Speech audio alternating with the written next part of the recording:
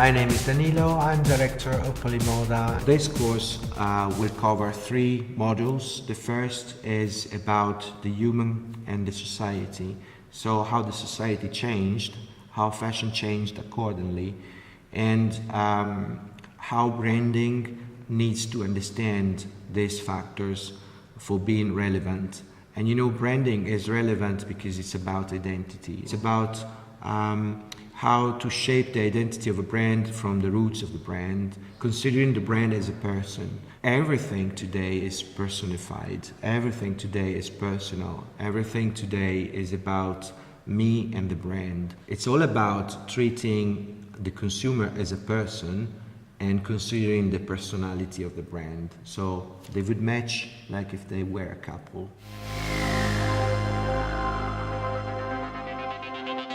Today we are covering fashion is a beautiful chaos. I called this module this way because I think the chaos is in the society and the way the society changed in the last decades. And you know, fashion is about human, society, industry, and the way these 3 factors are matching. So if the society is changing, also the way of being is changing and the behaviors are changing, so accordingly also the industry. Traditional marketing used to segment people, so meaning that it was defining people according to some factors like the money they have in their pocket, the color of their skin, and I think it's no longer the case. Obviously, traditional marketing is relying on these segmentations, on the categories that they need to identify a person. These categories are today blurred, and definitely for traditional marketing, this is a chaos. In the last decades, we had 3 major tipping points, 3 events that are subtle, sometimes invisible, but in reality changed the world and the way we perceive it. So basically what we call zeitgeist or spirit of a time. And these 3 events are globalization, downfall, I would say download of ideologies, and also the internet.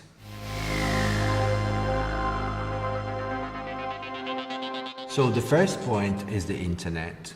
Consider the 1989 generation. What do they do continuously is just tapping on a screen. So they use their fingers to touch the content. This action is very technologically advanced, but at the same time very primitive. In fact, if you consider what they do continuously, what happens is they basically express a primary instinct, like for example love. In the past, our parents, for example, used to serenade under the windows, but they just sent videos through social networks. When we are used to consume contents so fast, on one side we don't consider the content of a picture as we used to consider it before, like going through details. We just act instinctively and we say, I like it. This is diminishing the importance of the picture, but at the same time it's also increasing it, because if you really like it, it means that it has something instinctive that touches you. So the first point that really changed the world through the last decades was the internet. We can also say technology. The second tipping point is the downfall of ideologies. Why is it important? Well, simply because ideologies are a pattern, a way of thinking, an organized way of thinking. And obviously, if you get rid of that pattern, then you have chaos. For example, without ideologies, you don't have mainstream and alternative, or you don't have culture and subculture.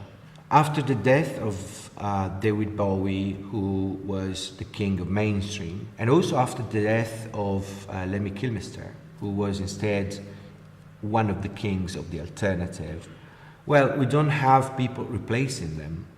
And so we don't have living icons. We don't have them in music, and we don't have them in fashion neither.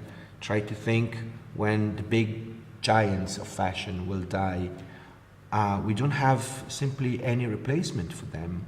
You know, history is a sequence of events that make sense and bring our sense from what it was to what it will be.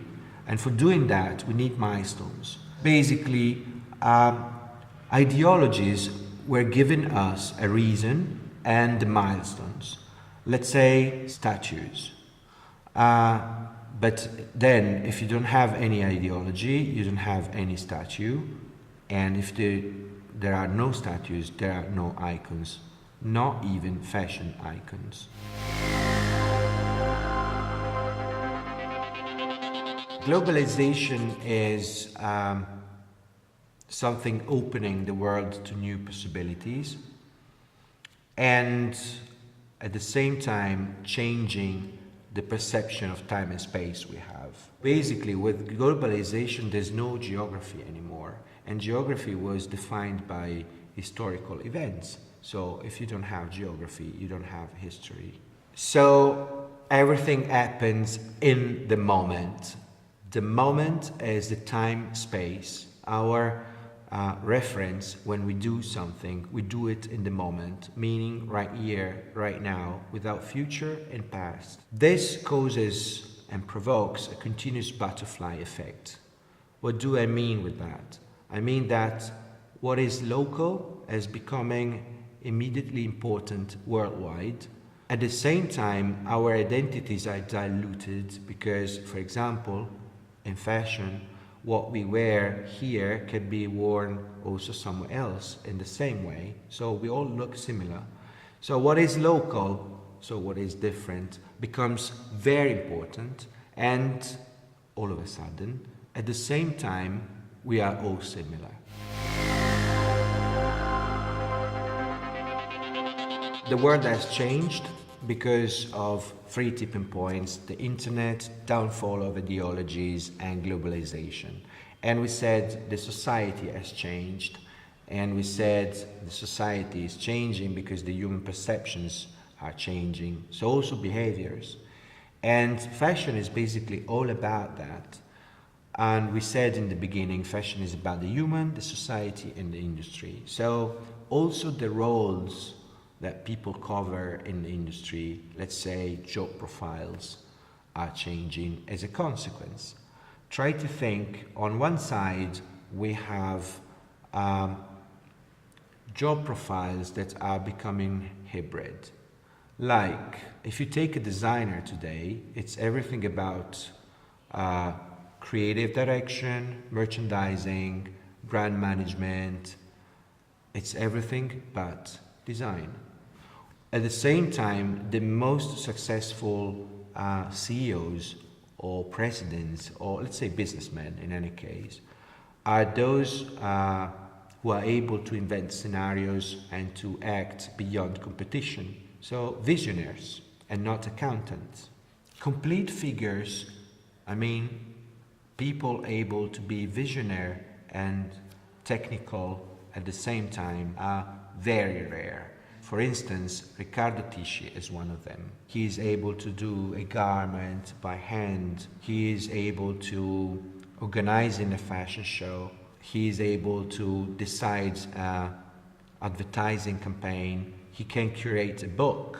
And now he is also asked to curate an event. This means that you are complete as a figure.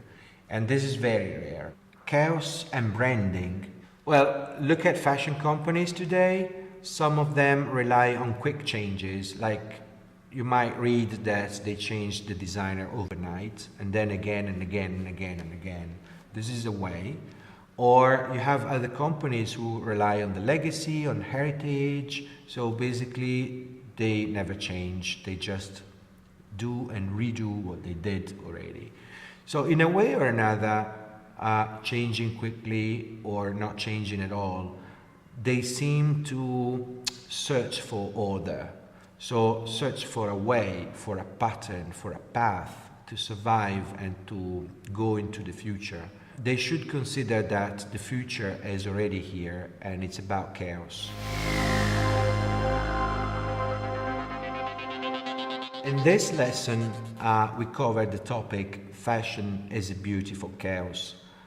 We talked about major changes in the society like the internet, the downfall of ideologies and globalization that changed completely the world, the society and the industry, so also the fashion industry. We said in the end that this is chaos, and maybe we should start to include chaos into the brand identity and to work with it, to use it as a positive element. This is something that people should start to do, not trying to solve this chaos with an order or a new order, because chaos is already the new order. The major tool for doing that is a three-dimensional business model that brands can adopt.